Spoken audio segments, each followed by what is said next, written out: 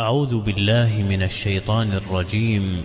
بسم الله الرحمن الرحيم. إن هذا القرآن يهدي للتي هي أقوم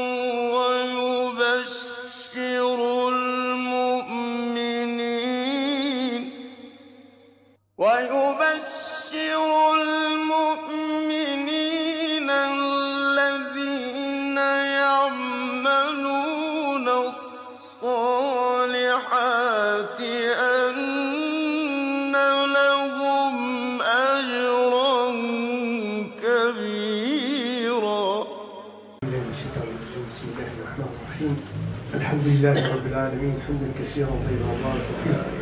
صلى الله وسلم وبارك على سيدنا محمد النبي المصطفى الامين وعلى اله وصحبه ومن والاه. اما بعد، ما زلنا الاحباب الكرام مع سوره القلم، وتحدثنا في الحصه الماضيه عن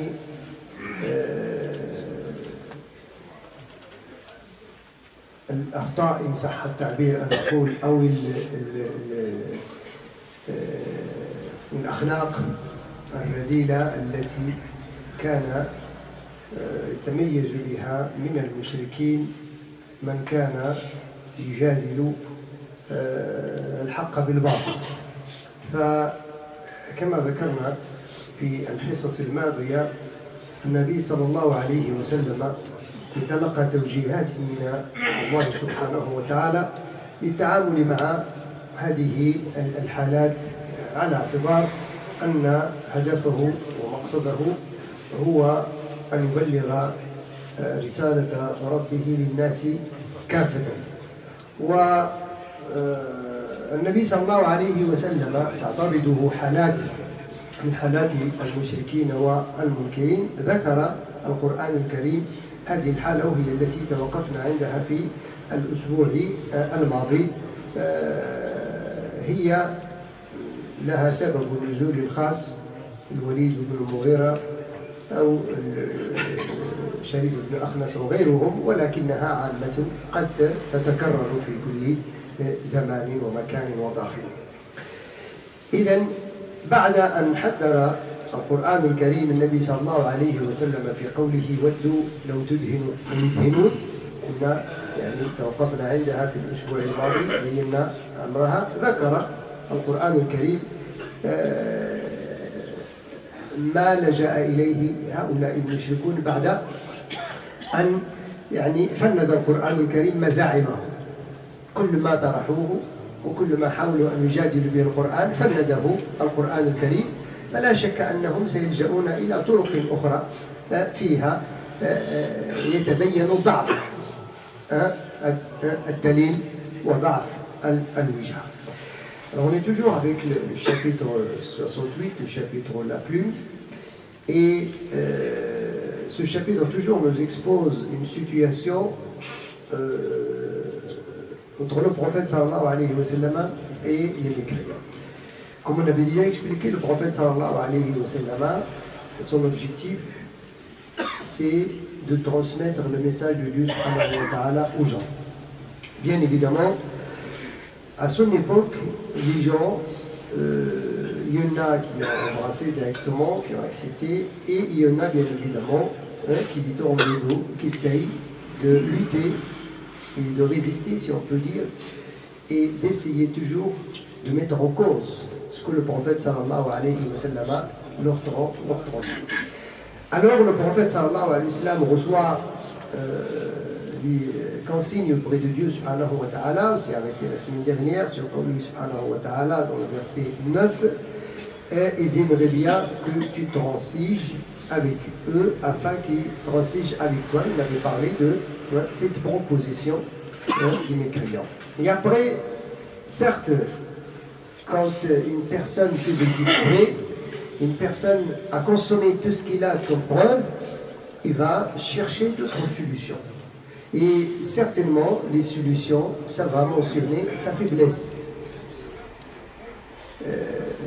Et ce qu'on va voir aujourd'hui, les outils et les éléments que les mécréants En particulier, c'était Walid ibn Mughira et d'autres qui ont changé de façon pour essayer de communiquer avec le prophète sallallahu alayhi wa sallam et aussi mettre les barrages devant les gens qui croient à ce message. ويعني التاريخ يعيد نفسه. C'est le même style qu'aujourd'hui qu'on utilise quand on trouve comment dirais-je, les principes de cette religion bien fondés, si on peut dire la parole de cette religion est bien solide, on trouve toujours ceux qui sont contre comme ça gratuitement, ils essayent toujours d'utiliser d'autres moyens. لذلك الله سبحانه وتعالى قال له إذا ولا تطع كل حلاف مهين. حلاف بمعنى كثير الحلف. الإنسان إذا وجدته يكثر من الحلف، والأصل أن الإنسان يحلف لأنه يظن أن قرينه لم يصدقه فيحلف لكي يصدقه، فهو إذن يعني وسيلة يصدق الإنسان. الإنسان قد تقول خبرا بدون أن تحتاج إلى حلف، وقع كذا وانتقل كذا وفعل كذا، ولكن حينما تحس من نظيرك أنه لم يثق أنذاك تحلف له لكي يصدقك. فإذا وصل الإنسان إلى درجة أنه هو في حد ذاته لا يثق فيما يقوله فيكون الحلف عنده سذاجة، يكون الحلف بداهة، أنه هو أصلا لا يصدق بما يقوله، يرى أن أمره إذن يعني يعضد كلامه بالحلف لكي يعني يصدق. فأصبح الناس يصدقون الحلف أكثر مما يصدقون الخبر. إذن الله سبحانه وتعالى قال ولا تطع كل حلاف، وخاصة الحلاف هو الكثير الحلف. لذلك تجدون مثلا، وهذا موجود خاصة في التجارة، تجد الإنسان يعني كلمتين يحلف لك، والله قد اشتريت، والله قد وقع، والله قد نفقت، والله قد كذا، تجد هذا. ولا الإنسان الذي أصلا يثق في بضاعته لا يحتاج إلى الحلف، نحتاج إلى حلف، يعني الثمن بين وواضح وأنا واثق من يعني بضاعتي فخذ أو اترك، ما فيش حلف. ذلك كان الإمام الحسن إذا دخل في التجارة مع أحد وحلف تركه، بمجرد أن يحلف يتركه، انتهى الأمر. إنما آنذاك أصبح الإنسان والعياذ بالله ينتقل إلى استعمال اسم الله سبحانه وتعالى لينال مأربه. Alors, il n'obéit à aucun grand jureur. Alors, voilà un autre consigne que Allah subhanahu wa ta'ala, comment dirais-je, envoie à son messager. Il lui dit, alors, il n'obéit à aucun grand jureur. Jurer, c'est comment dirais-je, c'est un style, si on peut dire. On l'utilise parce que la personne qui transmet une information, il voit que son adversaire, bien, celui à qui il transmet l'information, il n'est pas sûr de lui. Et il n'a pas confiance. Alors il utilise ce style, il va jurer pour confirmer que c'est la vérité. Au point que, quand ça arrive à la personne lui-même qui n'est pas sûr de lui, alors automatiquement il va jurer pour essayer de montrer à celui qui est devant lui que ce qu'il reporte c'est la vérité. Ce qu'il possède, c'est la vérité. Ce qu'il dit, c'est la vérité. Alors, c'est pour ça, c'est le fait de trop jurer, c'est pas bien. C'est un défaut, si on peut dire. Et c'est une faiblesse. Et on jure pour essayer de convaincre la personne qui est devant moi pour accepter une telle chose, quoi que ce soit. Et surtout dans le domaine du commerce, on trouve beaucoup ce phénomène. Il y a des commerçants une phrase, deux phrases, tout de suite, il commence à comment dirais-je, solider ses paroles par l'argent. Par Dieu, je l'ai acheté à tel, j'ai transmis, j'ai dépensé, ça m'a coûté. Et tout, entre deux phrases, il y a une jure. Alors ça, malheureusement, c'est indifférent parce que celui qui est sûr de lui, il n'a pas besoin de jurer. Celui qui est sûr de lui, il n'a pas besoin de jurer. Comme je dis, parce que le fait de jurer, automatiquement, j'accuse celui à qui je parle que vous ne m'avez pas cru, alors je veux jurer. Et à ce moment-là, qu'est-ce que j'ai fait? Je suis en train d'utiliser le nom de Dieu pour atteindre mon objectif. Et ça, c'est mal poli. Et surtout, si c'est le jurement est faux. Je dis la vérité avec... je jure, ça va. Mais si je dis le mensonge, c'est encore pire d'utiliser le nom de Dieu, subhanahu wa ta'ala, pour cela. Alors aujourd'hui, on trouve malheureusement dans maintes domaines qu'il y a ce phénomène. Des gens qui utilisent ce style pour confirmer le mensonge avec le jurement. Et puis, mahinin, méprisable. Regardez ici, al-halaf al-mahin. Alors, al-mahin, c'est يعني رجعت من الشيء الهين, الشيء المهين, الشيء الضعيف, الشيء. Tu vois? Alors, méprisable, quelque chose diminué, parce qu'il est dans cette situation, il va utiliser ce moyen pour récupérer sa force. Parce que s'il n'était pas, لو لم يكن مهينا لما احتاج إلى الحلف. إنه وصل به الهوان ووصل به الضعف إلى درجة أنه يريد أن يقوي ضعفه بالحلف. Quand la personne est méprisée, la personne est diminuée, la personne se sent faible, alors il cherche à renforcer cette situation par le jurement. هماز مشاء بنميم. الهماز هو الذي يهمز. وإن كنتم تذكرون حينما تحدثنا عن تفسير سورة الهمزة ذكرنا ويل لكل همزة لمزة. الهماز هو الذي يكثر الهمز في الناس. الهمز والغمز، الإشارة إلى الناس وضعف الناس وعيوب الناس يعني أن الإنسان حينما يكون هو ضعيفا ماذا يفعل؟ يبحث عن نقاط ضعف الآخرين. وهذا نجده في خاصة حينما يكون un gros débat entre deux personnes et on trouve une personne qui est perturbée, que ses paroles, ça veut dire ses arguments ne tiennent pas la route. Alors automatiquement, qu'est-ce qu'il va faire pour essayer toujours de rester, de garder ses équilibres? Au lieu de rentrer dans le sujet de débat et le sujet de discussion, il va accuser son adversaire de tels défauts. Il va sortir du sujet où il a perdu pour se focaliser sur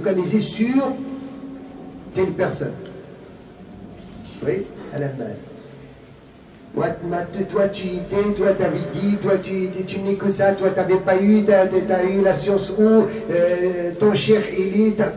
Oui, ça c'est pas l'heure. On parlait d'un sujet et après tout de suite on sort du sujet et c'est comme ça. Quand les mécréants ils ont vu que le prophète sallallahu alayhi wa sallam il leur parle que de la sincérité, que des choses que pour eux ça ne tient pas la route de la société. Alors ils commencent à dire, ils ne peuvent pas dire que la sincérité, la justice, l'égalité, tout ça, c'est des principes que le prophète sallallahu alayhi wa sallam avait ramenés entre le maître, son esclave et le pauvre et le riche. Ils ont dit quoi? Alors, ils laissent ce sujet-là pour dire c'est un menteur, c'est un sorcier, c'est un charlatan, c'est un... Hein? Alors, ils ne parlent plus du courant, ils parlent de la personne qui transmet le courant. C'est la même chose. Hein? Pour ça, on travaille aujourd'hui, quand vous rentrez sur certains sites internet, vous trouvez, par exemple, tel, je sais pas, X qui n'est pas d'accord avec un savant, au lieu qui débat sur le sujet où il n'est pas d'accord avec le savant, il parle. Non, c'est un charlatan, c'est un innovateur, c'est un pervers, il ne faut pas le suivre. On parle de la personne. Et ça, c'est un signe de faiblesse. C'est un signe de faiblesse. Quand je ne suis pas d'accord avec telle personne, j'ai le droit de ne pas, être d'accord avec n'importe qui. Hein? À part le prophète et Dieu subhanahu wa ta'ala. Mais si je ne suis pas d'accord avec X savant, je dois discuter les points où je ne suis pas d'accord. Je ne dois pas discuter la personne en elle-même. La personne, elle reste une personne. Je dois dire, je ne suis pas d'accord avec lui parce que l'argumentaire, il ne tient pas la route, ou bien il se base sur des hadiths qui tiennent, ou bien le verset n'est pas, c'est pas ça, son explication. Mais, savez-vous, un jour, savez-vous, je donne comme un exemple. Je ne sais pas, vous connaissez Cheikh Hassan Bedoui? Vous devez le connaître, celui-là. هذا أعزم أنه حافظ العصر. Cheikh Hassan Bedoui, je confirme qu'aujourd'hui, c'est Ibn Hajar al-Asqalani du XXe siècle. C'est le seul qui existe sur terre aujourd'hui qui a la chaîne du hadith de lui jusqu'au prophète.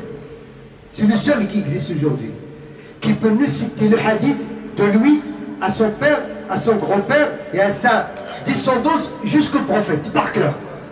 Il connaît toute cette chaîne.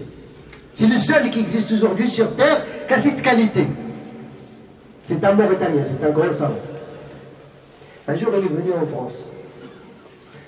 Il est venu en France, il a fait une intervention, et il est venu avec un costume et une cravate. Ouais. Il a fait un discours, machallah, sur la compréhension du Coran. Il est rentré dans des termes parfois que nous-mêmes on ne connaît pas. Est-ce que c'est quelqu'un, machallah, c'est quelqu'un qui n'a pas, il n'est pas seulement spécialiste sur le hadith, le tafsir ou le balagha ou tout ça. Machallah, il a toutes ces sciences et il les maîtrise comme il se doit. À la fin de l'intervention, il m'a du terme un faible d'esprit, il lui a dit, Cheikh, je veux te poser la question. Tu nous as parlé du Coran, du Sunnah, de compréhension, mais je veux te poser la question, comment le prophète s'habillait? Vous imaginez? Un savant parle de la science, il y a des gens qui se focalisent sur comment tu t'habilles. Comment tu t'habilles? Mais ça veut dire tout ce que je dis, ça ne te dit rien.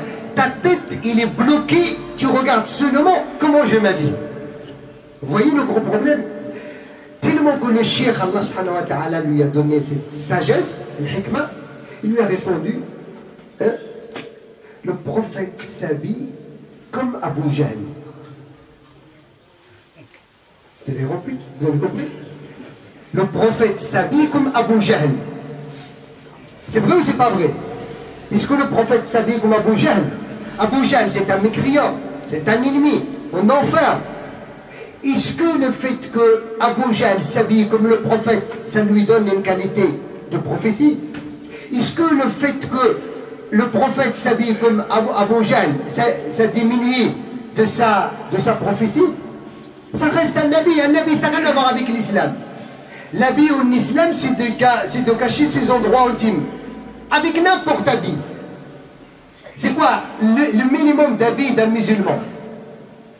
Un homme. C'est de cacher entre l'ombril et les genoux. C'est tout. C'est ça le minimum.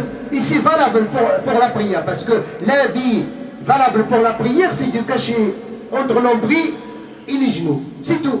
Et la femme, que ses mains ici, ça veut dire son visage qu'on va voir. Il s'habille comment? Un manteau, un pantalon qui n'est pas serré, non, c'est pas un problème. Alors, je vous dis seulement le problème. Quand on a des faibles esprits, ils regardent comment tu t'habilles, comment tu t'assois, comment. Ils ne regardent pas qu'est-ce que tu dis. Et aujourd'hui, le problème, il est toujours là. Le problème, il est toujours aujourd'hui, jusqu'à aujourd'hui, on a toujours cela. Pourquoi? Parce que le pauvre, il n'a rien dans sa tête pour qu'il puisse analyser ce qu'il dit le cheikh et avoir même le droit de ne pas être d'accord avec lui, mais donc présenter, c'est pas je suis pas d'accord avec toi parce que tu t'habilles, tu as une cravate, alors tout ce que tu as dit, c'est à côté de la plaque. Je vous donne ça. Alors les mêmes choses. Comment dirais-je, le Walid ibn Mughira, il a entendu le Coran. Tout au début, il a vu que le Coran, il a عليه الحلاوة وإن له الطلاوة وإن أعلاه لمثمر وأسفله لمغدر وما يقول هذا بشر. Quand il a entendu ça, c'est un grand poète.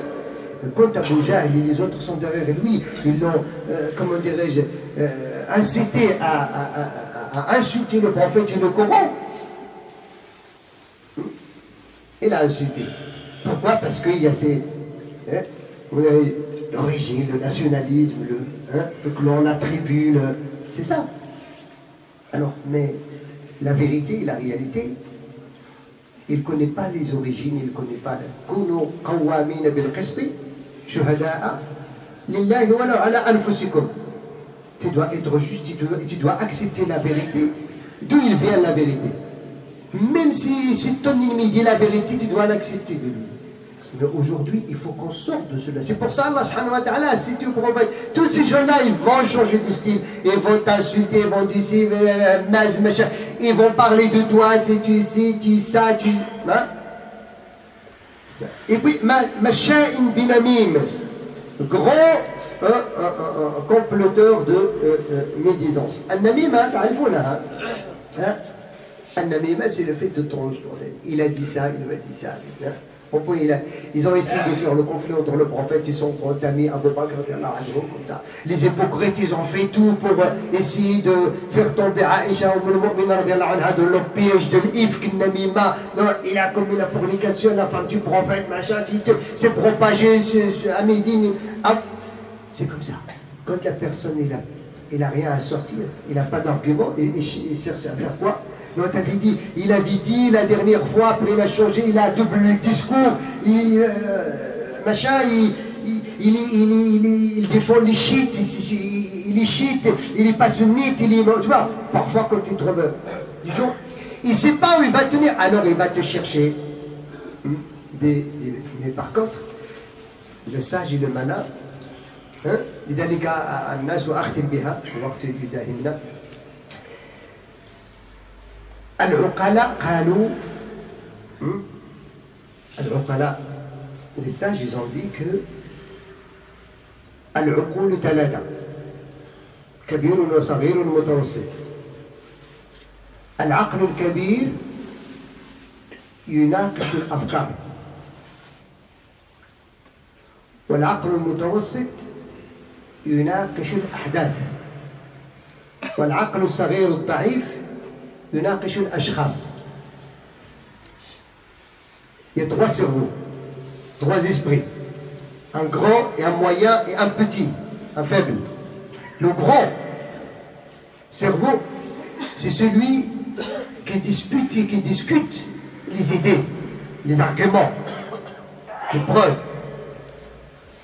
Le moyen, il dispute les faits.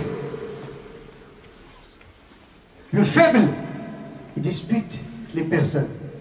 Comment il s'habille, où il a été, c'est qui son père, c'est qui son grand-père, c'est qui... Hein? Alors, ayons un grand cerveau. Sallallahu subhanahu wa ta'ala, an yarzuqana al-hikmata wa fasl al-khitab. Alhamdulillah ya rabbil alamin.